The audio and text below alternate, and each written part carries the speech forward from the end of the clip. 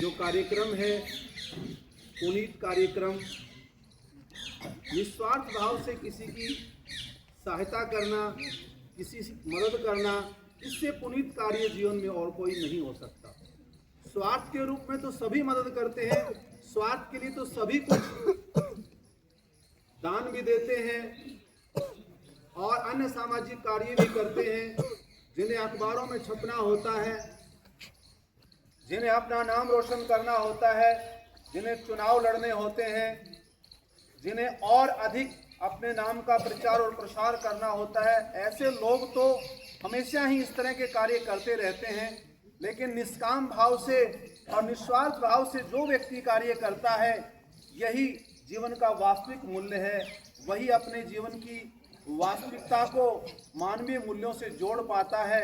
ऐसा ही पुनीत कार्य आदरणीय हमारे प्रवक्ता डॉक्टर होशियार सिंह जी ने किया है, जिन्होंने अपने दत्तक पिता की पुण्य याद में इस कार्यक्रम को रखा है।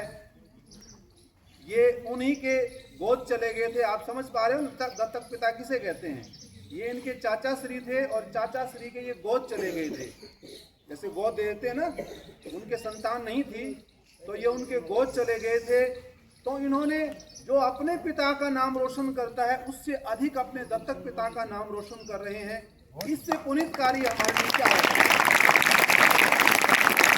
और अपने माता पिता के नाम के ऊपर भी कलंक लगा देते हैं, लेकिन इन्होंने एक ऐसा पुनीत कार्य किया है, उनके नाम से मेमोरियल फाउंडेशन जो स्थापित किया है, जिसका संचालन कर रहे हैं, स्वयं उसके डायरेक्टर हैं। और हर हमारा जो राष्ट्रीय पर्व होता है, उस राष्ट्रीय पर्व के ऊपर इस विद्यालय के जो प्रथम द्वितीय तृतीय स्थान रखने वाले, जो बोर्ड की परीक्षाओं में जो छात्र प्रथम द्वितीय तृतीय स्थान प्राप्त करते हैं, उनको अपनी ओर से सहायता, उनके प्रोत्साहन के लिए राशि प्रदान करते हैं।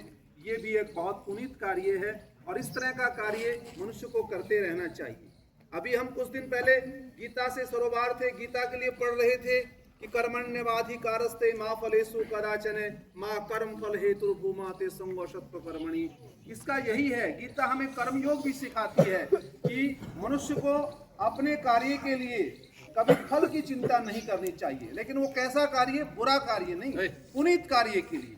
कोई अच्छा कार्य अगर किया जाता है, उसमें हमें फल की चिंता नहीं करनी चाहिए। अगर अच्छा हम कर रहे हैं तो उसका परिणाम भी स्वतः ही हमें अच्छा ही प्राप्त होगा। इसलिए पुनीत कार्य करते रहना चाहिए।